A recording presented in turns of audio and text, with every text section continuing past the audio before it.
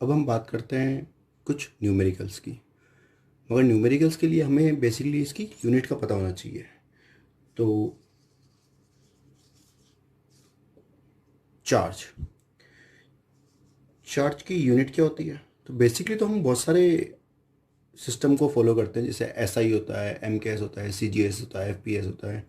तो इसी तरह अगर हम बात करें एसआई यूनिट सिस्टम की, तो एसआई यूनिट सिस्टम के अंदर हम जो चार्ज का मात्रक या फिर यूनिट लेते हैं, दैट इज कूलाम। इसको रिप्रेजेंट किससे किया जाता है? सी से रिप्रेजेंट किया जाता है।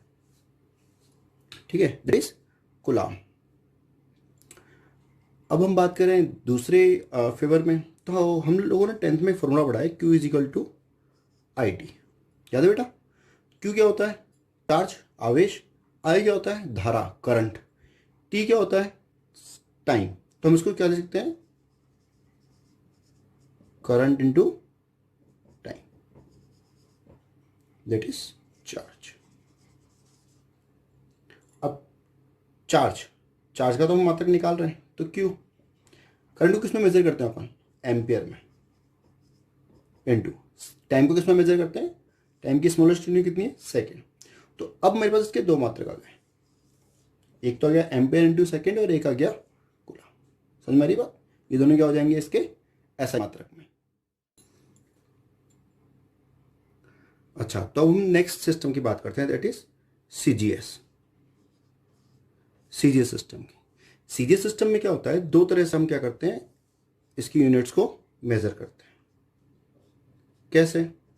तो एक तो तब जब चार्ज किस में होगा बेटा? रेस्ट में। और एक तब जब वो क्या किस में होगा? मोशन। समझ आ रही बात? जब वो मूव कर रहा होगा, जब वो किस में होगा? रेस्ट में। अगर मान लो अपना जो चार्ज है वो रेस्ट में, तो आप उसको कैसे मेजर करोगे? तो आप बेसिकली इसको ई एस यू, कौन सा मात्रक यूज लोगे आप? E S U. अच्छा, इसकी फुल फॉर्म क्या है बेटा? तो इलेक्ट्रोस्टैटिक यूनिट। क्या बोलते हैं इसको? Electrostatic unit. अच्छा, या आप क्या यूज कर सकते हो? स्टेट सी, इसको बोलते हैं स्टेट कूलाम। क्या बोलते हैं बेटा इसको? State coulomb. या आप यूज करना चाहते हो तो आप क्या यूज कर सकते हो बेसिकली? तो आपने एक नाम सुना होगा,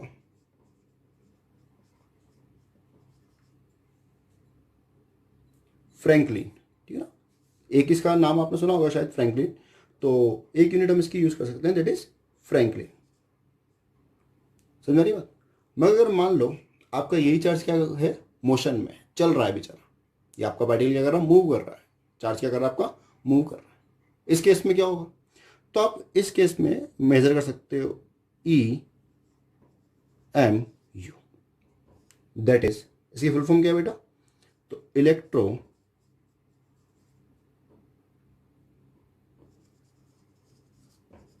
मैग्नेटिक यूनिट।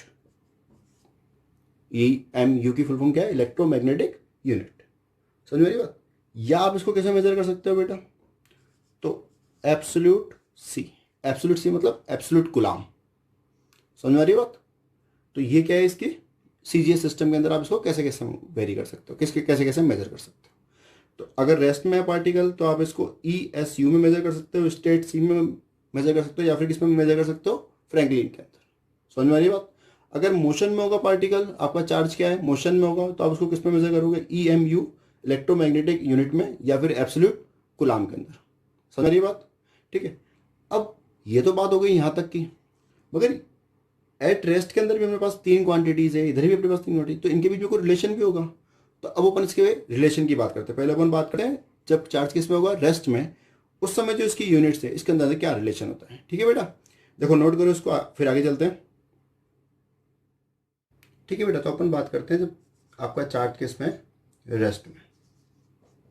जब रेस्ट में होगा तो आप इसको किस में मेजर कर रहे हो? ई एस यू में। या किस में मेजर कर रहे हो? स्टेट सी कूलाम में। समझ में आ रही बात? ठीक है, एक आप फ्रैंकलिन और यूज कर रहे हो। ठीक है, अब अपन बात करते हैं थोड़ा आगे। तो देख बेटा, ये तो होंगे इक्वल। समझ में आ रही बात? ये तो अपना क्या हो गया? इक्वल। मतलब अगर मान ले अपन इसको डिफरेंट में लिखें, तो अपन क्या कर सकते हैं? जब स्टेट कुलाम को आप कुलाम में बदलोगे तो 1 स्टेट कुलाम, 1 स्टेट कुलाम किसके बराबर होता है? तो दैट इज 1/3 इंटू 10⁹ कुलाम के।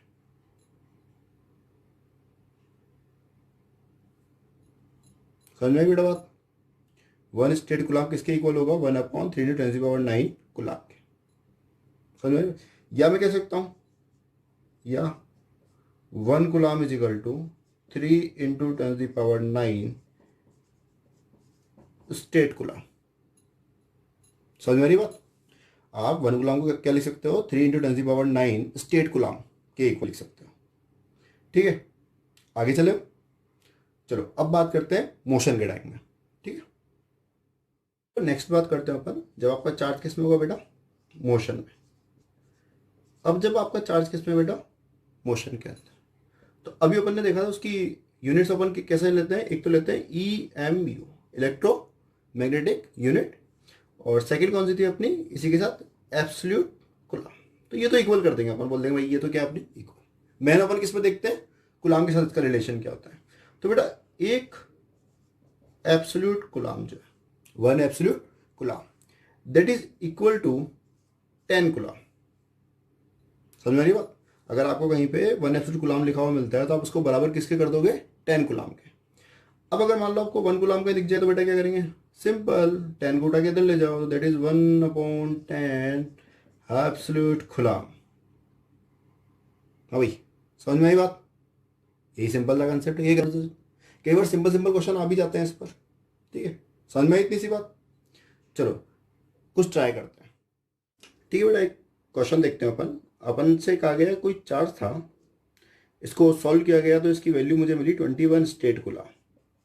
कितना मिला मुझे? इसकी वैल्यू 21 स्टेट कुलाम। आपको बोला गया इसकी वैल्यू EMU सिस्टम के अंदर कितनी होगी, फाइंड आउट करना है। आपको क्या करना है? सिस्टम कन्वर्जन करना है।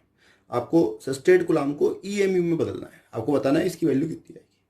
अब बेसिकली मेरे पास डायरेक्ट कोई रिलेशन नहीं है इनके बीच में, तो मैं क्या करूं? मुझे ये पता है ये कुलाम के बराबर होता है और ये भी कुलाम के बराबर होता है। हाँ, तो मैं एक थर्ड वे के थ्रू क्या कर सकता हूं? स्टेट कुलाम को EMU सिस्टम में बदल सकता हूं। चलो ट्राई करते हैं क्या होगा, कितना होगा, कैसे होगा।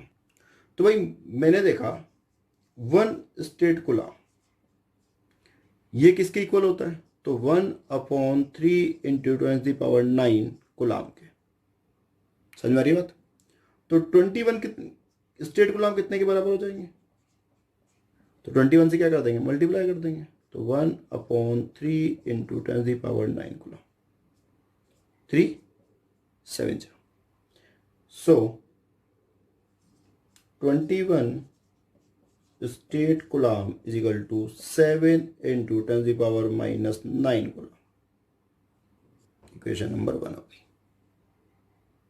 समझ में आई बात? कोई दिक्कत यहां तक? सोच लो। ठीक है, अब मुझे पता है बेसिकली कि 1 कुलाम किसके इक्वल होता है? 1/10 EMU के। समझ में आई बात? तो अब अगर मैं देखूं तो मैं फिर कह सकता हूं कि 7 इंटू 10⁻⁻9 कुलाम ये किसके इक्वल हो जाएगा? तो 7 इंटू 10⁻⁻9 इंटू 1/10। सो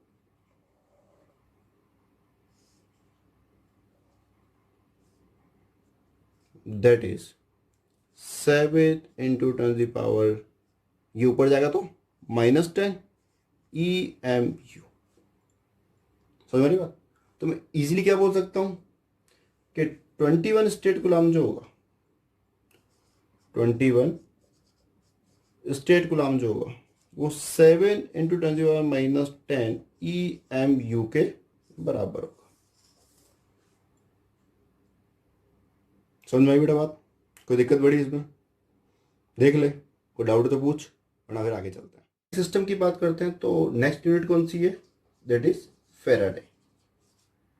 फेराडे यूनिट, फेराडे यूनिट या फेराडे चार्ज क्या बोलता है? तो फेराडे बोलता है कि 1 फेराडे की जो वैल्यू होगी ना, that is equal to 1 mole के अंदर जितना चार्ज होगा। Faraday 1 faraday is equal to कितना होगा, तो 1 मोल के अंदर जितना चार्ज होगा, समझ रहे? तो 1 मोल की वैल्यू कितनी होती है, तो 1 mole is equal to Avogadro number that is 6.02 into 10⁻23। एक इलेक्ट्रॉन पे चार्ज कितना होता है, दैट इज 1.6 इंटू 10⁻90। अगर एक इलेक्ट्रॉन की वजह से इतना हो सकता है, तो इतने सारे मॉलिक्यूल्स या इतने सारे पार्टिकल्स की वजह से कितना होगा, तो हम क्या बोलते हैं, that is 1F is equal to 6.02 into 10⁻23 into 1.6 into 10⁻90। समझ में आ रही बेटा? It is 1F is equal to into 10⁻4, base same है, पावर ऐड हो जाएगी, दैट इज 6.02 इंटू 1.6। समझ में आ रही बात बेटा? नेक्स्ट अपन बात करते हैं, that is 1F is equal to, जब आप इसको मल्टीप्लाई करोगे तो आपको मिलेगा 96500, that is equal to coulomb. समझ में आ रही बात बेटा? यही क्या है, 1 फेराडे की वैल्यू। तो हम कह सकते हैं 1 faraday is equal to 96500 coulomb. आपको डायरेक्ट ये वैल्यू याद रखनी है, ठीक है? ये कैलकुलेशन आपसे कहीं नहीं पूछी जाती है वैसे बेसिकली, ठीक है? तो आगे बात करते हैं हम एक सिस्टम की और बात करते हैं, जैसे हम जानते हैं Q इक्वल टू कितना होता है बेटा, IT। अगर सोचो 1 एम्पियर करंट है और ये 1 हार तक फ्लो कर जाए, तो इसमें कितना चार्ज होगा, तो दैट इज 1 इंटू 1 आवर में कितने सेकंड्स होते हैं बेटा, 3600, दैट इज 3600 कूलम। समझ में आ रही बात? तो ये भी क्या हो जाएगी, एक तरह की यूनिट हो जाएगी, एम्पियर पर एम्पियर इंटू हार में मेजरमेंट करने के लिए आपको ये याद रखना पड़ेगा, ठीक है बेटा? अभी हमने चार्ज को मेजरमेंट करने की कई सारी यूनिट्स पढ़ी, अब अपन एक उनके बीच में रिलेशन पढ़ते हैं। तो रिलेशन वैसे याद रखने की चीज़ है, आपको क्या याद रखना है कि 1 फेराडे की वैल्यू जो होगी वो सबसे ज़्यादा होगी। समझ में आ रही बेटा? इसके बाद 1 एम्पियर इंटू हार की वैल्यू होगी, उससे कम 1 एब्सोल्यूट कूलम की वैल्यू होगी, और सबसे कम किसकी होगी, 1 स्टेट कूलम की। ये रिलेशन आपको क्या रखना है बेटा, याद रखना है। आपको सबसे हाईएस्ट वैल्यू और सबसे लोएस्ट वैल्यू भी याद रखनी है। कहीं पे आपको कुछ इंपॉर्टेंट फैक्ट्स याद रखते हैं बेटा।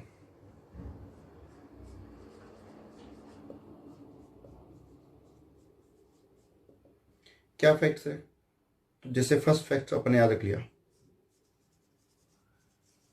कि चार्ज क्या है, स्केलर क्वांटिटी।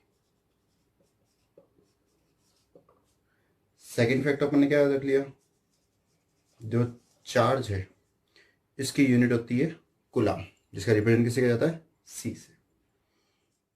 इसे याद रखते हैं डायमेंशन वाला, दैट इज डायमेंशन। डायमेंशन इसकी क्या होगी, तो अपन ने एक फॉर्मूला देखा था बेटा कल, Q is equal to IT। इससे अपन ने इसकी यूनिट निकाली थी एम्पियर इंटू सेकेंड। तो यहाँ से इसकी डायमेंशन क्या हो जाएगी, तो Q की डायमेंशन हो जाएगी M0 L0 T1 A1, या मैं इसको सिंपली लिख सकता हूँ T1 A1, ठीक है? 1 1 है तो आप नहीं भी लिखोगे तब भी अपना काम चल रहा है। समझ में आ रही बात? ठीक है। अब फोर्थ फैक्ट की अपन बात करते हैं, दैट इज मास। समझ में आ रही बात? चार्ज जो है वो कौन कौन से हैं, एक तो अपने पास इलेक्ट्रॉन है, तो इलेक्ट्रॉन का कुछ ना कुछ मास होगा। प्रोटॉन है तो प्रोटॉन का भी अपने पास कुछ ना कुछ मास होगा। अब इलेक्ट्रॉन पे कितना मास होता है, इलेक्ट्रॉन का कितना मास होता है, तो हम कहते हैं 9.1 इंटू 10⁻31 kg। ये किसका मास होता है बेटा, इलेक्ट्रॉन का। अब बात करें हम प्रोटॉन की, तो दैट इज 1.6 इंटू 10⁻27 kg।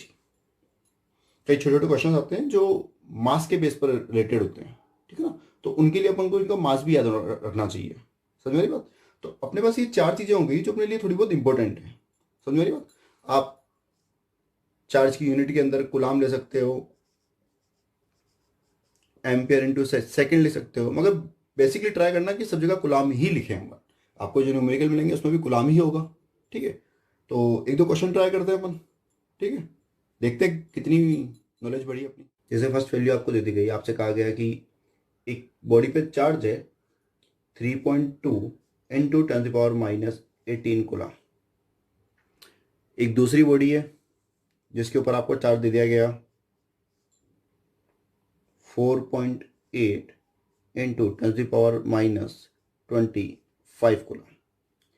इसी तरह एक बॉडी और मान लेते हैं अपन जिसके ऊपर चार्ज दिया हुआ है आपको 6.4 इंटू 10⁻⁻14 कूलम, ठीक है। ये आपको तीन चार्ज की वैल्यू दे दी गई और आपसे कहा गया कि पता करिए ये पॉसिबल होगा या नहीं होगा, किसी बॉडी को इतना चार्ज किया जा सकता है या नहीं किया सकता। अब इतना चार्ज पॉसिबल कब होगा?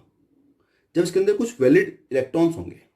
भाई वैलिड इलेक्ट्रॉन मतलब ई का इंटीग्रल मल्टीपल होना चाहिए, समझ में रही बात? 2, 4, 50, 500, याद रहा। उसी तरह से तो हमने क्या करा, इन सबके लिए ही सॉल्व किया Q is equal to N E से, समझ में रही बात? तो हमने क्या करा, सबसे पहले that is 3.2 into 10⁻⁻18 is equal to n into 1.6 into 10⁻⁻90, ठीक है। n की वैल्यू निकाली हमने, तो n is equal to 3.2 into 10⁻⁻18 upon 1.6 into 10⁻⁻90। ये ऊपर चला जाएगा तो ये कितना हो जाएगा 3.2 अपॉन 1.6 इंटू 10⁻⁻18। ये ऊपर जाएगा, पावर प्लस की हो जाएगी, दैट इज प्लस 19। तो मुझे ये क्या मिल रहा है इंटू, यहाँ पर क्या होगा बेटा, ऐड होगा, तो ऐड होगा तो 10⁻1। ये कितना टाइम जा रहा है, 2 टाइम्स, तो दैट इज 2। तो इसको हम क्या लिख सकते हैं बेटा, basically n is equal to 20। Electron कितना है इसके पास, 20, समझ में आ रही बात? इसके पास इलेक्ट्रॉन कितने बेटा, 20। तो 20 इलेक्ट्रॉन तो पॉसिबल है भाई। अगर 20.5 आ जाता, 21.2 आ जाता तो पॉसिबल नहीं होते इतने इलेक्ट्रॉन। तो क्या ये चार्ज पॉसिबल है बॉडी के लिए? तो हम बोलेंगे हाँ। नेक्स्ट क्वेश्चन के लिए हमने क्या करा, वापस यही फॉर्मूला लगाया, that is Q is equal to N. Q is equal to कितना, 4.8 into 10⁻⁻25 is equal to n into एक इलेक्ट्रॉन में चार्ज 1.6 इंटू 10⁻⁻90, ठीक है। मैं चाहूँ तो यहाँ माइनस भी ले सकता हूँ, ठीक है, मगर यहाँ पर बोला गया चार्ज आपको दिया हुआ है, इलेक्ट्रॉन और प्रोटॉन का अलग से डिफरेंस नहीं बताया कि भाई इलेक्ट्रॉन है या प्रोटॉन है। तो हम बेसिकली क्या ले रहे हैं, सिंपल पॉजिटिव वैल्यू ले रहे हैं, जिससे हमारा चार्ज भी क्या आएगा, पॉजिटिव आएगा, समझ रही बेटा? तो यहाँ से क्या कितना हो जाएगा, n is equal to 4.8 into 10⁻⁻25 upon 1.6 into 10⁻⁻90। 10⁻⁻19 कहाँ चली जाएगी बेटा ऊपर, तो ये कितना हो जाएगा 4.8 अपॉन 1.6 इंटू 10⁻⁻25। ये ऊपर जाके प्लस, यहाँ से आगे करेंगे तो n is equal to 4.8 upon 1.6 into 10⁻19 minus 25 कितना हो बेटा, -6। तो n इजिकल टू तुम्हें यहाँ कितना मिल रहा है, 3 इंटू 10⁻⁻6। क्या ये इलेक्ट्रॉन पॉसिबल है क्या बेटा? एक भी नहीं, कंप्लीट नहीं हो रहा पूरा इलेक्ट्रॉन।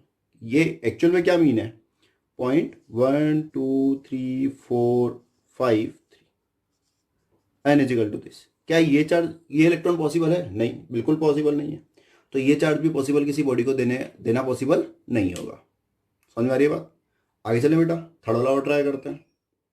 नेक्स्ट क्वेश्चन करते हैं थर्ड वाला अपन। तो Q इजिकल टू वापस एनी, Q इजिकल टू कितना 6.4 into 10⁻⁻14 is equal to n into एक पे चार्ज कितना 1.6 इंटू 10⁻⁻90। तो यहाँ n इजिकल टू मुझे कितना मिल जाएगा बेटा, तो that is 6.4 upon 1.6 into 10⁻⁻14 into 10⁻⁻90। ये कितना हो जाएगा, तो that is n is equal to 6.4 upon 1.6 into 10⁻⁻14 plus 19। समझ रही बात? तो ये कितना हो जाएगा, n इज इक्वल टू, तो ये कितना हो जाएगा बेटा, n इज इक्वल टू, ये 4 टाइम्स चला जाएगा, दैट इज 4 इंटू, और यहाँ से कितना बचेगा अपने पास, 5, तो 10 दी पावर 5। क्या ये इलेक्ट्रोड पॉसिबल है बेटा? बिल्कुल पॉसिबल है। ठीक है, दैट इज ये चार्ज किसी बॉडी को देना पॉसिबल होगा। ठीक है बेटा, एक क्वेश्चन और देखते हैं। हमसे कहा गया एक बॉडी है जिसके ऊपर टोटल चार्ज आपको दे रखा है Q is equal two plus 4.8 into 10 की पावर माइनस 18 कूलम। ठीक है सर, हमसे कहा गया ये कोई बॉडी है जिसके ऊपर टोटल चार्ज इस वक्त कितना हुआ है, प्लस 4.8 इंटू 10 की पावर माइनस 18। तो इस पर दो टाइप के क्वेश्चन पूछे गए आपसे। पहला क्वेश्चन आपसे पूछा गया कि बताओ इलेक्ट्रॉन की संख्या में वृद्धि हुई होगी या कमी हुई होगी। मतलब इस बॉडी को 4.8 इंटू 10 की पावर माइनस 18 कूलम चार्ज देने के लिए इसको इलेक्ट्रॉन किसी और बॉडी से दिए गए होंगे, या इसमें से कुछ इलेक्ट्रॉन किसी और बॉडी को दिए गए होंगे, तब जाके इस पे चार्ज कितना हुआ है, प्लस 4.8 इंटू 10 की पावर माइनस 18 कूलम। समझ में आ रही बात? दूसरा क्वेश्चन ये पूछ रहा है कि लिए गए होंगे या दिए गए होंगे, दोनों ही केस में कितने चार्ज दिए या फिर लिए गए होंगे। मतलब आपको एक तो ई दिया गया है या फिर लिया गया पता करना है, दूसरा आपको पता करना है कितने इलेक्ट्रॉन दिए गए हैं या फिर लिए गए हैं इस बॉडी को प्लस 4.8 इंटू 10 की पावर माइनस 18 कूलम चार्ज करने के लिए। ठीक है, तो आगे बात करते हैं। तो इसके लिए हमने सबसे पहले क्या देखा, इस क्वेश्चन को सॉल्व करने के लिए मैंने लिखा Q is equal two plus 4.8 into 10 की पावर माइनस 18 कूलम। ठीक है, अब पहले क्वेश्चन का आंसर इसी लाइन में लिखा हुआ है, कारण बॉडी के ऊपर चार्ज कितना है, पॉजिटिव चार्ज। अब हमने 11th क्लास में केमिस्ट्री में भी पढ़ा है और कई जगह हम जानते भी हैं, किसी बॉडी के ऊपर पॉजिटिव चार्ज कब आता है बेटा, जब वो इलेक्ट्रॉन लेता है या देता है, कब आता है भाई। कोई ए बॉडी है, अगर इसने इलेक्ट्रॉन लिए होते तो इस पर नेगेटिव चार्ज आता, और अगर इसने इलेक्ट्रॉन दिए होते किसी बी बॉडी को तो इस पर पॉजिटिव चार्ज आता। तो इस बॉडी ने क्या किया होगा, प्लस का चार्ज है, तो इसका मतलब इलेक्ट्रॉन में क्या हुई है, पहले से कमी हुई है।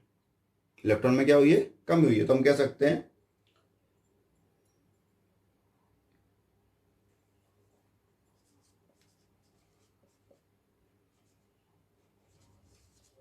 शॉर्टेज ऑफ चार्ज, क्या हुई है, पहले से कमी हुई है।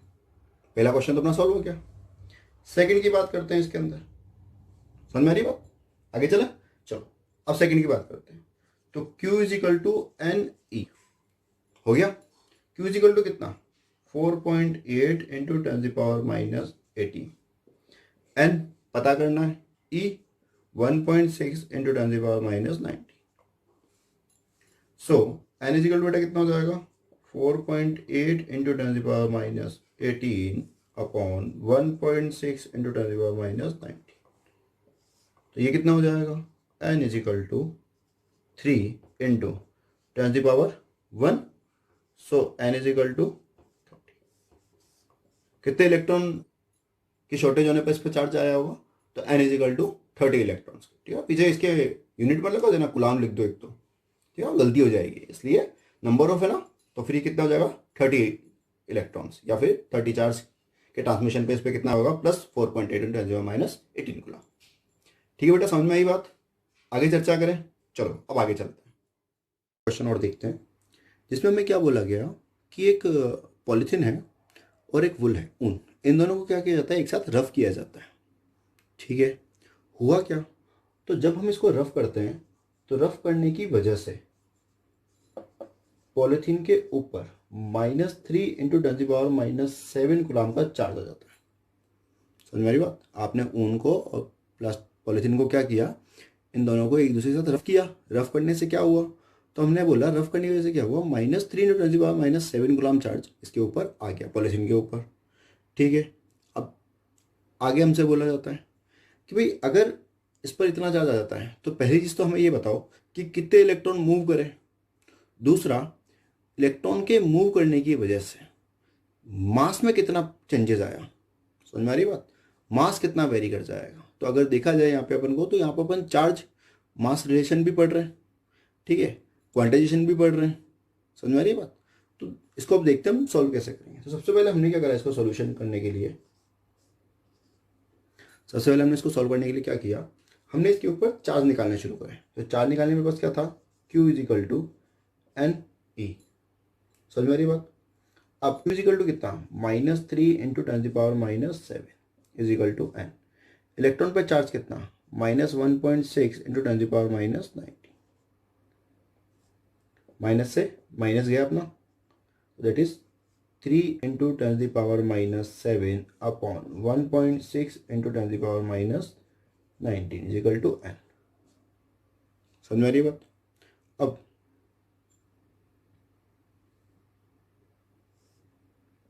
एन इज इक्वल टू मुझे क्या मिल जाएगा यहाँ से, तो पावर ऊपर चली जाएगी, तो 3/1.6 × 10⁻⁻7 प्लस 19, 7 + 19 कितना हो गया बेटा, तो 10⁻12। अब इसमें डिवाइड करोगे तो कितना आ जाएगा, तो 1.8 समथिंग, कितना आ जाएगा 1.8 समथिंग। अब देखा जाए तो ये क्या है, प्लस में आ रही है पावर, तो क्या ये नंबर ऑफ इलेक्ट्रॉन पॉसिबल है, बिल्कुल पॉसिबल है। तो हम कह सकते हैं भैया ये अपना क्या हो गया, क्वांटिटेशन का रूल लग गया। समझ में आ रही बात। अब सेकेंड पार्ट में क्या पूछता है ये, कि इतने इलेक्ट्रॉन मूव करने की वजह से मास में कितना फर्क पड़ा होगा।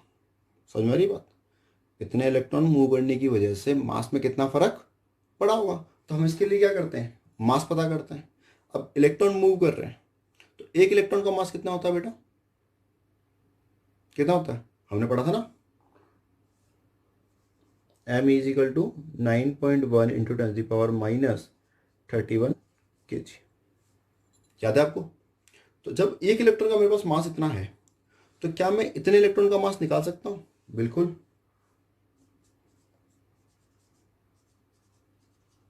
टोटल मास कितना हो जाएगा, n × m, तो 1.8 × 10⁻12 × 9.1 × 10⁻31,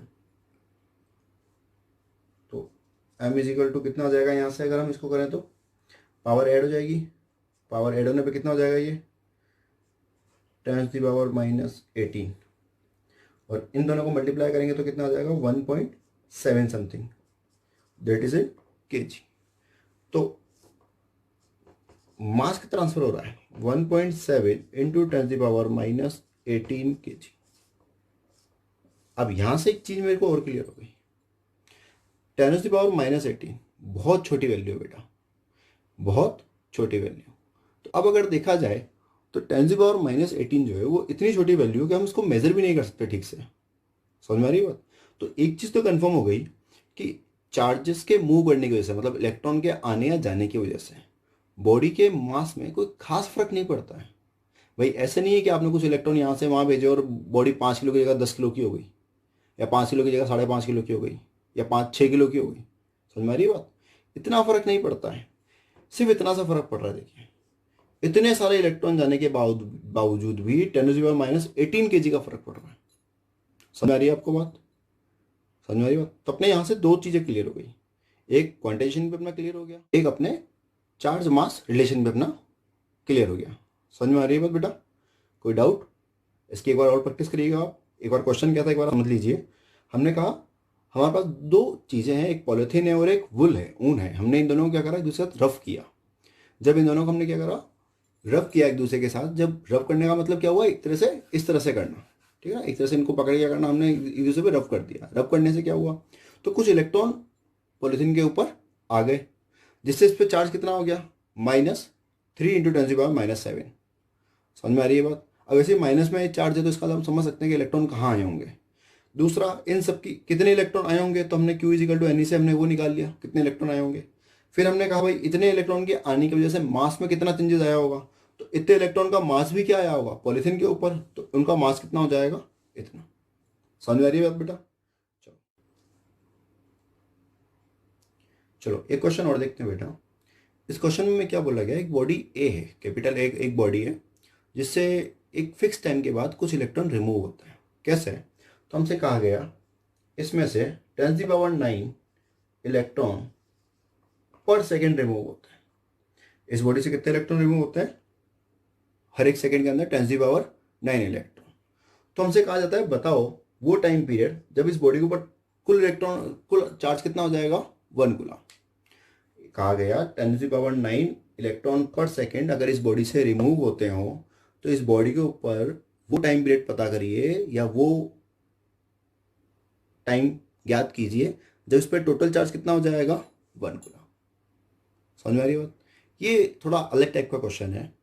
इसमें हम इसको मैथमेटिकल भी कर सकते हैं। जैसे अगर सिंपली बात करूं तो जैसे मान लीजिए आपसे कहा गया 1 सेकेंड में कितने इलेक्ट्रॉन रिमूव होते हैं, तो आपने बोला 10⁹ अब अगर मान लो 1 कूलम चार्ज होने में t सेकेंड लगते हैं तो उसमें कितने रिमूव हो जाएंगे? 10⁹ into T. Total number of electron कितना हो जाएगा? इतना, that is n। So q is equal to n e। q मतलब टोटल चार्ज कितना करना है? 1 coulomb. n is equal to कितना? 10⁹ t। e एक इलेक्ट्रॉन पे कितना चार्ज, दैट इज। अब टी फाइंड आउट करना है तो टी को रहने दीजिए, बाकी सबको अपनी तरफ भेज दीजिए। अब यहाँ पर अगर देखें तो ये दोनों क्या मल्टीप्लाई में, जिनका बेस सेम है, पावर अलग अलग है, तो पावर ऐड हो जाएगी। तो यहाँ से मुझे कितना मिल जाएगा? 1। चलो इस स्टेप को लिख लेते हैं बेटा। 1 is equal to T into 1.6 into 10⁻⁻10। तो ये हो जाएगा t is equal to 1/1.6 into 10⁻⁻10। तो यहाँ से t इज इक्वल टू कितना मिल जाएगा? 1/1.6 इंटू 10⁻10। आप इसको जब सॉल्व करोगे तो आपको t is equal to 6.25 into 10⁻9 second answer आएगा। समझ में आ रही है बात? अब इस क्वेश्चन में मान लीजिए आपसे पूछ लिया जाए कितने टाइम लगेगा, तो आपका आंसर ये हो जाएगा।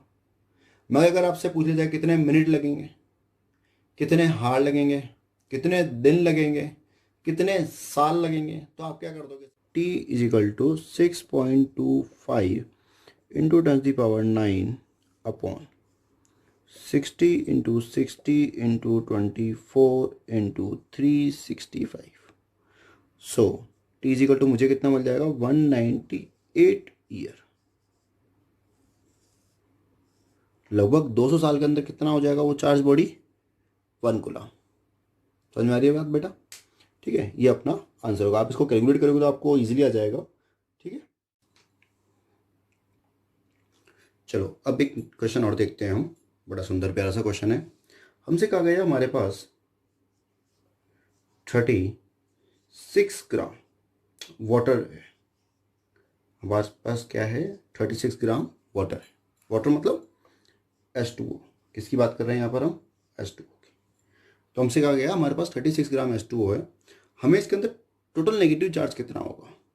इलेक्ट्रॉन की वजह से इस पर टोटल कितना चार्ज हो रहा होगा, हमें ये पता करना है। समझ में आ रही बात बेटा? तो अब अगर मैं यहाँ बात करूँ तो बेसिकली हम तो कौन सा फॉर्मूला काम लेते हैं? Q is equal to NE, N number of electrons, E एक इलेक्ट्रॉन पे चार्ज, दोनों को मल्टीप्लाई करते हैं हमारे पास टोटल चार्ज निकल जाता है। मगर यहाँ पर ये पॉसिबल नहीं है। क्यों? क्योंकि H2O के अंदर टोटल क्या होगा, ये नंबर ऑफ इलेक्ट्रॉन्स कितने होंगे मुझे नहीं पता ना भाई। 36 ग्राम के अंदर कितने होंगे हमें क्या पता? तो इसके लिए हमने क्या करा, थोड़ी सी केमिस्ट्री की हेल्प ले ली। केमिस्ट्री की हेल्प कैसे ली? हमने इसको सॉल्व किया। हमने कहा कितना पानी है हमारे पास? 36 ग्राम। तो हमने कहा पहले ये निकाल लो इसमें नंबर ऑफ मोल्स कितने हैं, कितने मोल है। तो हमने कहा नंबर ऑफ मोल्स निकालते हैं। तो दिया हुआ कितना है? 36 ग्राम। वाटर का H2O का मोलर मास कितना होता है? तो दैट इज 18। तो हमें नंबर ऑफ मोल्स कितना मिल गया बेटा? 2। अब 2 यहाँ पर n नहीं है, ये जो हमारे पास 2 आया है नंबर ऑफ मोल्स, ये n नहीं है। समझ में आ रही बात? तो अब हमें क्या निकालना पड़ेगा? Number of molecules. मॉलिक्यूल्स मतलब कितने सारे H2O हैं 36 ग्राम के अंदर। 36 ग्राम वाटर के अंदर कितने सारे H2O के पेयर्स हैं, अवेलेबल हैं। समझ में आ रही बात। तो हमने अब क्या निकालने की कोशिश करी, number of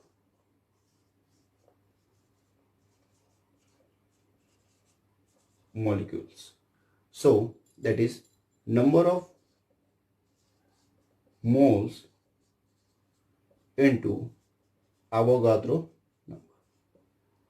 number of moles हमने अभी निकाला, दैट इज 2। Avogadro नंबर हमारे पास कितना होता है, तो दैट इज 6.023 इंटू 10⁻23। ये हमारे पास क्या निकल गया बेटा, नंबर ऑफ मोल्स। आप इसको मल्टीप्लाई भी कर सकते हो करना चाहो तो, ठीक है। और हम हो सकता है बाद में मल्टीप्लाई करें तो ज़्यादा कोई सिंपल वैल्यूज मिल जाए, तो हमने इतना यहाँ पर छोड़ दिया। अब ये मेरे पास 36 ग्राम के अंदर कितना मॉलिक्यूल से कितने सारे पार्टिकल हैं H2O के, मेरे पास वो संख्या आ गई। अब मैं इसमें क्या कर सकता हूँ, मैंने देखा एक इलेक्ट्रॉन की वजह से कितना चार्ज होता है, तो हमने कहा 1.6 इंटू 10⁻19। मगर H2O के पास एक इलेक्ट्रॉन थोड़ी ना बेटा, इसके पास कितने इलेक्ट्रॉन होते हैं, देखो H के पास तो कितने इलेक्ट्रॉन होते हैं बेटा, एक। H कितने अपने पास, 2, तो दैट इज इंटू 2, ठीक है। प्लस ऑक्सीजन के पास इलेक्ट्रॉन कितने होते हैं, फ्री इलेक्ट्रॉन नहीं, टोटल कितने होते हैं, दैट इज 8। तो इनका टोटल कितना आ गया बेटा, 10। तो एक H2 के पास कितने इलेक्ट्रॉन होंगे बेटा, 10। अब अगर एक के पास इतने होंगे तो इतने सारे मॉलिक्यूल्स के पास कितने होंगे, इंटू क्या कर देंगे हम, 10 से मल्टीप्लाई कर देंगे इसको। तो कितना हो जाएगा हमारे पास, क्या लिखेंगे हम इसको, देखो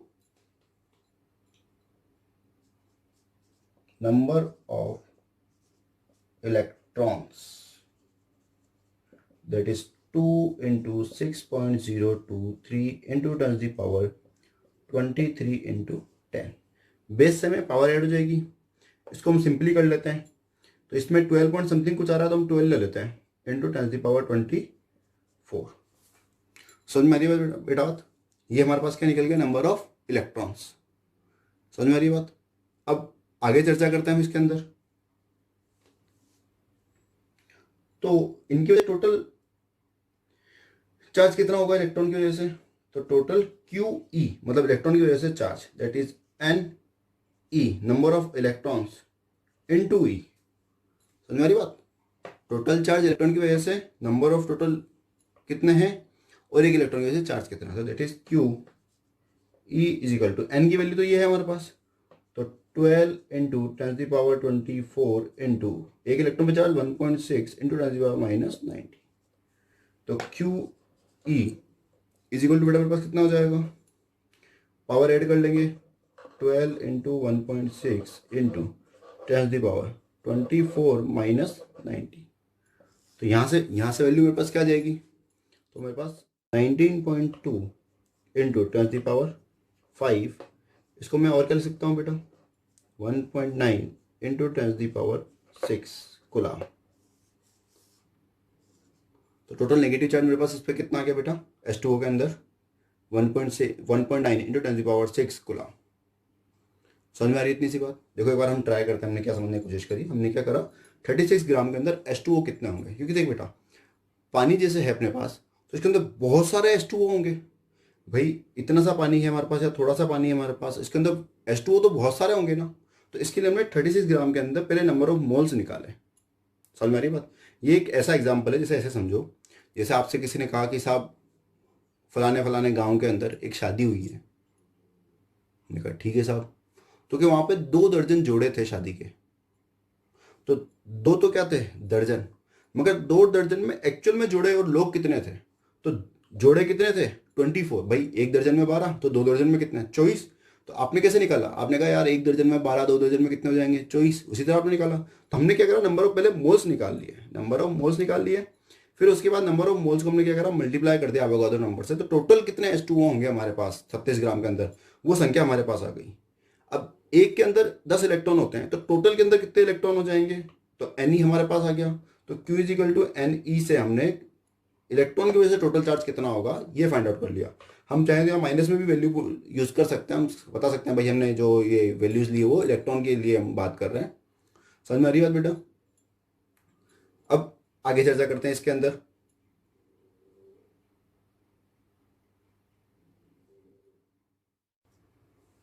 अब आगे बात करते हैं, जैसे अपन को पता है वाटर इज न्यूट्रल। ये क्या होता है? न्यूट्रल। तो नेट चार्ज कितना होता है इस पर? Equal to 0। तो नेट चार्ज 0 मतलब positive charge plus negative charge is equal to क्या होगा? 0। इसका मतलब जितना पॉजिटिव चार्ज होगा आपके पास उतना ही आपके पास क्या है इसमें? Negative charge. जितने इलेक्ट्रॉन की वजह से चार्ज हो रहा होगा उतने कितने होंगे? प्रोटॉन की वजह से। समझ में आ रही है बात? तो अपना ये इसका आंसर हो गया। ठीक है बेटा।